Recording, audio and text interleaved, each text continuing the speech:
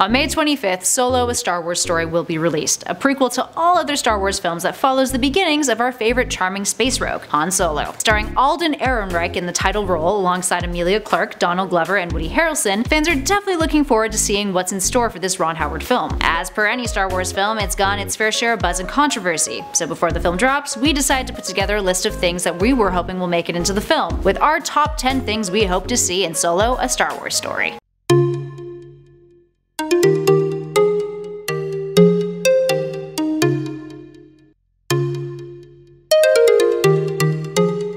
In at number 10, Sana Solo. Marvel's fairly recent comics run revealed a character from Han Solo's past that many are wondering whether or not she'll make an appearance in the film, or its probably inevitable sequel. So in these 2015 comics, it's revealed that Solo had another wife in the past, named Sana Solo, aka Sana Saros, who had tracked him down across the galaxy in order to bring him home. There's speculation that Thandie Newton may be playing the character, although the actress has been credited as someone named Val. Sana and Han's marriage wasn't out of love. It was all part of a scam that went haywire. When things got nasty, Solo took off, abandoning her, who then made it her goal to hunt him down and return the favor. And at number 9, Boba Fett. Of course! You know it's a Star Wars film and everyone wants to see Boba Fett make another appearance. And rightfully so. This time around, people are hoping that the Solo film will give us more Boba Fett the way that Rogue One gave us more insight on Darth Vader, hopefully giving us a glimpse at why Boba Fett was considered to be the most feared bounty hunter in the galaxy. Many speculate it would work, since there's high hopes that the Solo film will further dive into the underworld of the Star Wars galaxy. But maybe don't get your hopes up. Up next, number 8, Smuggling Life. Some of the most notable comments from fans that have been floating around the interweb since the teaser trailer dropped was that Alden Ehrenreich didn't seem to be emulating Harrison Ford's version of Solo much. Most think this is because of how young and inexperienced the character will start off at the beginning of the Solo film. What we're really anticipating though is how he got his start as a smuggler, and how he progressed into the character we meet at the start of A New Hope. And at number 7, consistency. If you've been following the news about the film since the initial announcement that it was going to be made, you're probably familiar with the swapping of directors that Lucasfilm pulled off after a few weeks of principal photography. Originally, the directors of the Lego Movie, Phil Lord and Christopher Miller, were on board to direct the film, but then were canned due to rumors that they were using too much improvisation on set and not following the script. The replacement was Hollywood favorite Ron Howard. What's got us curious though is how consistent the film will feel, and if any of the previous directors' stylistic marks will be left on the final product. Remember what happened to the Justice League when directors got swapped out? Yeah. Here's hoping this film won't suffer from similar failures. And at number 6, Jabba the Hutt. Jumping back to characters returning from Star Wars episodes 4 to 6, let's talk about a really obvious one, Jabba the Hutt. He and Solo have quite the history together. While we do know that Han pissed Jabba off when he dumped his cargo during a smuggling job when Imperials boarded his ship, there may be other circumstances regarding that situation, or regarding how the two met in the first place. There's also suspicions as to why Han, being the smooth talker he is, would dump Jabba's cargo in the first place, and risk the repercussions. Aside from that, there have been rumors from sources close to the production that stated Jabba is in the film. So what do you guys think? Is there more beyond the surface there story-wise? And at number 5, Corellian Bloodstripe. Solo has some pretty iconic outfits, and outfits can be quite telling of a character and their history. Ever notice the stripes on the sides of his pant legs in Star Wars: A New Hope? They actually have meaning. Known as a Corellian Bloodstripe, they're a military award given to those on Solo's home planet of Corellia, awarded for courage under fire. A Corellian is entitled to kill without repercussion any other Corellian or non-Corellian caught wearing them that hadn't earned them. So how did Han get his? Well, we've never really gotten a clear answer about it yet. Solo won both classes of Bloodstripes, but it's rumored that he won them both within several days, and perhaps that one set of them was due to the events surrounding his rescue of Chewbacca, but more on that in a bit. And at number 4, the Kessel Run. Another unknown when it comes to Solo's past is his claim that he made the Kessel Run in less than 12 parsecs. The Kessel Run is a hyperspace route commonly used by smugglers to move spice from the spice mines of Kessel, as well as other illicit substances. Solo's claim would have broken the record for the previous fastest Kessel Run. So why is this a big deal? The Kessel Run involves several extreme changes in velocity in order to jump to and drop out of lightspeed within the minimum time spent out of hyperspace while making drops, pickups, or tight turns, according to Wikipedia. So imagine the skill something like that would take. In addition to that, Solo had stated that he had made the run in the Millennium Falcon, so